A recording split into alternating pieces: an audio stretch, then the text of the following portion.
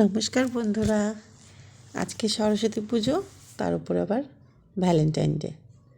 হাজব্যান্ডও বাড়িতে, শান্তিপুর থেকে দাদা আর বৌদিও চলে এসেছিল আমাদের বাড়িতে, যে সবাই মিলে একসঙ্গে ঘুরতে বেরোবো। যাই হোক, বেরোলাম। দেখো প্যান্ডেলটি, এটা তাহেরপুরের প্যান্ডেল। দেখে আমি ভীষণ খুশি হয়ে গেছি।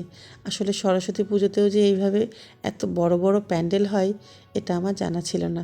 এই প্রথম আমি সরস্বতী ঠাকুর দেখতে বেরোলাম। বেরিয়েছি অনেক, এইভাবে অনেকটা দূরে, তাহেরপুরে এসে সরস্বতী ঠাকুর দেখছি, তাও আবার এত বড় বড় প্যান্ডেলে। এটা আমার প্রথমবার। দাদার পাল্লায় পরে আসা হলো, তবে এসে খুব ভালো লাগছে। প্যান্ডেলগুলো বেশ বড় বড়, আর কি সুন্দর। প্যান্ডেলের সামনে কত ফুল ছিল, তাই ভাবলাম একটু আপনাদের সঙ্গে শেয়ার করি। আপনারাও দেখুন যে তাহেরপুরে এত সুন্দর প্যান্ডেল হয়, এত ভালো পুজো হয়।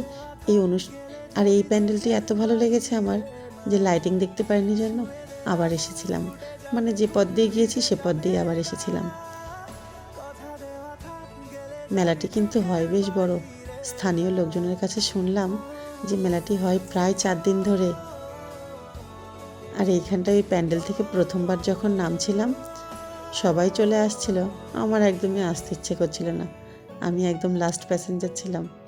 আর এখানে অঙ্কুশ তো পান খেতে এমন বায়না ধরেছে, ফায়ার পান খাবে। ওর বাবা বারণ করছে যে বাবু আগুন থাকে, ওর হবে না কিছুতে।